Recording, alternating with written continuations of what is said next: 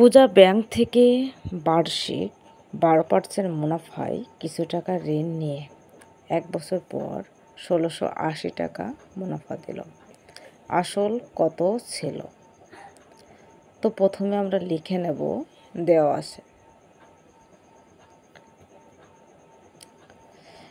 আছে বার্ষিক মুনাফার হার, দেওয়া আছে মুনাফার হার কত? 12%। মুনাফার হার হচ্ছে 12%।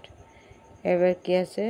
এই যে বার্ষিক মুনাফার হার, এখন 1 বছরে কত টাকা সুদ দিয়েছিল বা মুনাফা দিয়েছিল? 1680 টাকা মুনাফা দিয়েছিল। এখন কত টাকার উপরে 1680 টাকা মুনাফা দিয়েছিল সেই আসলটা আমাদের বের করতে হবে। তাহলে আসল সমান আমরা পি ধরে নিলাম। এখন এখানে একটা সূত্র আছে, সূত্রের সাহায্যে আমরা খুব সহজেই সমাধান করতে পারবো। বার্ষিক মুনাফা সমান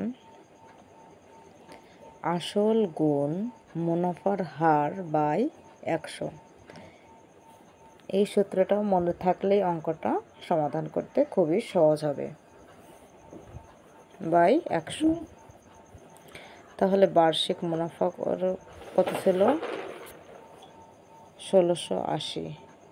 আসল হচ্ছে আমরা ধরেছি পি সমান পি গুণ 12/100। 12% মানে 12/100।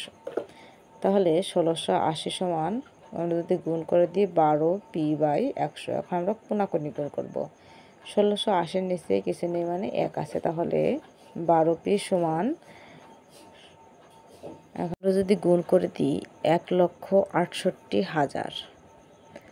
তাহলে আসল বের করার জন্য পি সমান 1,68,000/12। আমাদের এখন ভাগ করতে হবে। 12 16-র মধ্যে কয়বার যায়? একবার। 12কে 12 বিয়োগ করে আমরা পাবো 4, উপর থেকে 8 লাভালে হচ্ছে 48, 4 বরং 48, এরপর আমরা 3 শূন্য দিয়ে দিলাম, তাহলে হচ্ছে 14,000। তাহলে আসল কত ছিল?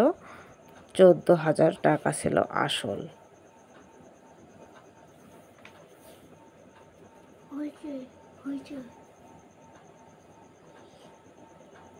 উত্তর আসল 14,000 টাকা।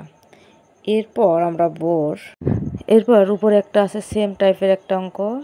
লিঙ্কন ব্যাংক থেকে বার্ষিক 6% মুনাফায় কিছু টাকা ঋণ নিয়ে 1 বছর পর 1272 টাকা দিল। আসল কত ছিল? তো বন্ধুরা, এই অঙ্কের সমাধান আমরা কালকে করব। ভিডিওটা ভালো লাগলে অবশ্যই একটা লাইক করো, আমাদের চ্যানেলটা সাবস্ক্রাইব করে আমাদের পাশে থেকো। এই গুরুত্বপূর্ণ সমাধান আমরা কালকে দেব। ধন্যবাদ।